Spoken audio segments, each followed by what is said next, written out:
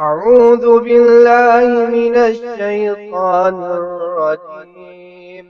بسم الله الرحمن الرحيم. السلام علیکم ورحمۃ اللہ وبرکاتہ۔ الحمدللہ رب العالمین والعاقبۃ للمتقین والصلاۃ والسلام علی اشرف الانبیاء والمرسلین نبینا ورسولنا وحبیبنا وامامنا محمد وعلی آلہ واصحابہ اجمعین، اما بعد۔ یہ کسی ہمارے بھائی نے سوال کیا ہے کہ لائف انشورنس کے بارے میں بتایا جائے کہ آیا شریعت اس کی اجازت دیتی ہے یا نہیں، یعنی بیمہ پالیسی، زندگی کی بیمہ پالیسی، اس کا کیا حکم ہے؟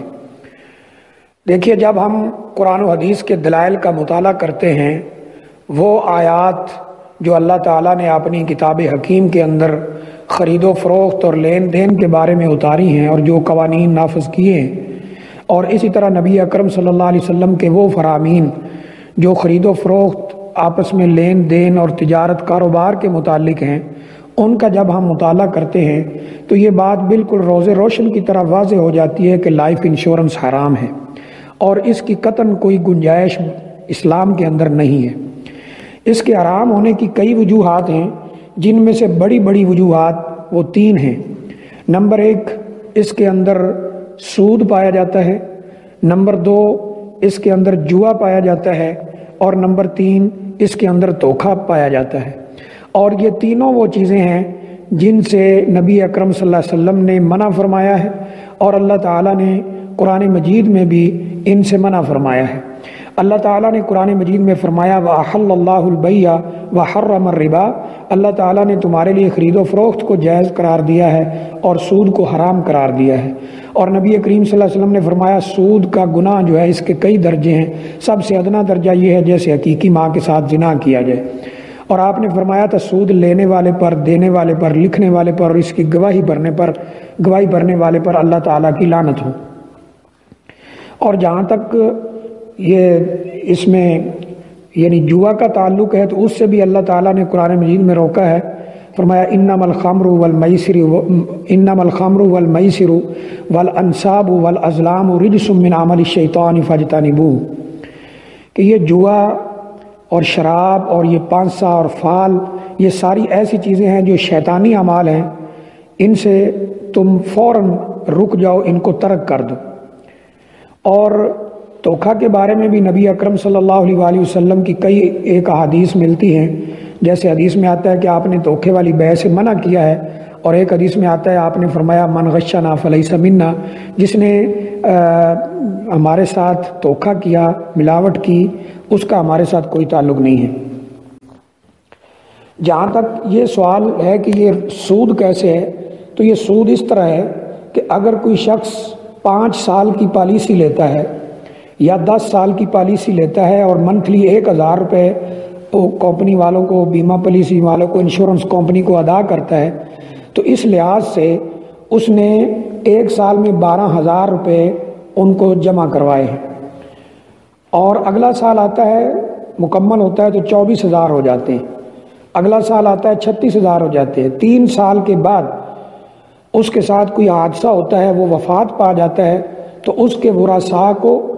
یہ 36,000 کی بجائے کئی لاکھ دیا جاتا ہے۔ تو یہی سود ہے، اسی سے شریعت نے منع کیا ہے۔ اور سود ایسا گناہ ہے کہ اللہ تعالیٰ نے قرآن مجید میں فرمایا کہ اگر اس کا حکم معلوم ہو جانے کے بعد بھی تم باز نہ آؤ تو فَأْذَنُوا بِحَرْبٍ مِّنَ اللَّهِ وَرَسُولِهِ، تو پھر اللہ تعالیٰ کے ساتھ سیدھی جنگ کے لیے تم تیار رہو۔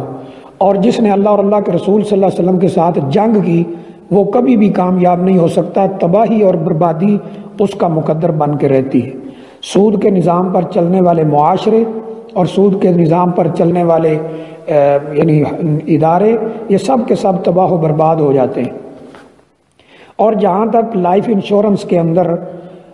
جوا کا تعلق ہے کہ وہ کس طرح ہے، تو وہ ایسے ہے کہ اگر کسی شخص نے 1000 روپے کی پالیسی لی ہے 5 سال کے لیے اور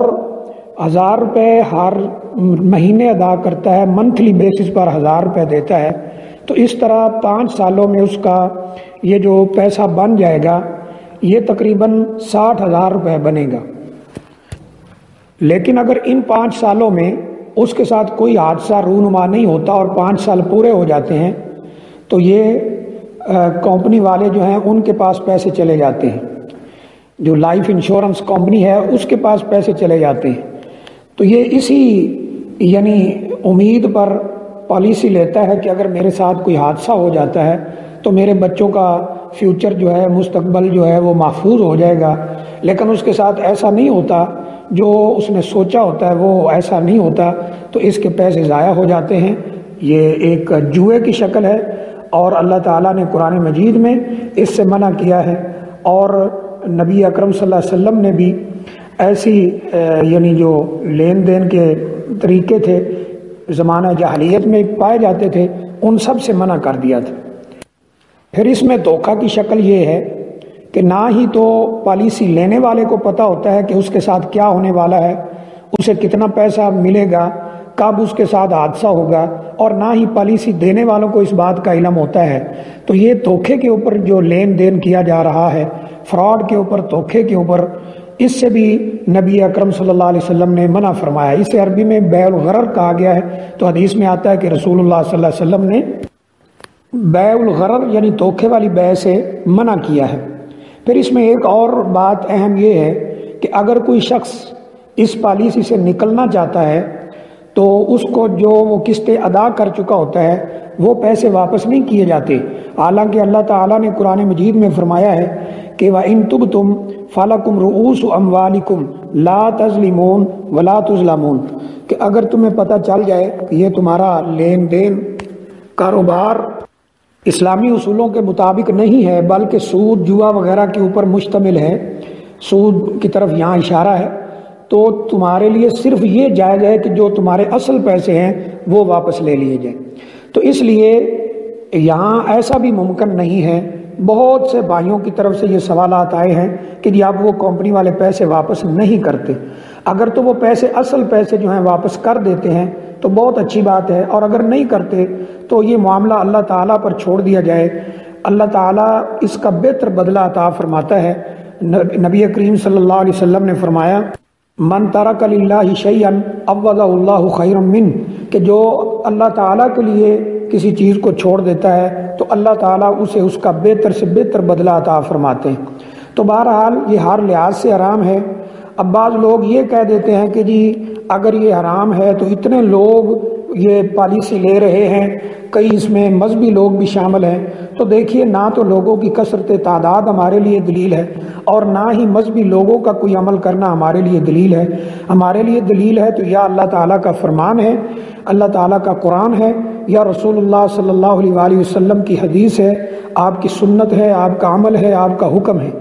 تو جب ہم ان دونوں چیزوں کو دیکھتے ہیں جو ہماری شریعت کا بنیادی ماخذ ہیں، تو ان دونوں کے لحاظ سے یہ بیمہ پالیسی، لائف انشورنس بالکل حرام ہے۔ اس میں سود ہے، جوا ہے، دھوکہ ہے، اس سے بچنا چاہیے۔ اس سے معیشتیں تباہ ہو رہی ہیں سودی نظام سے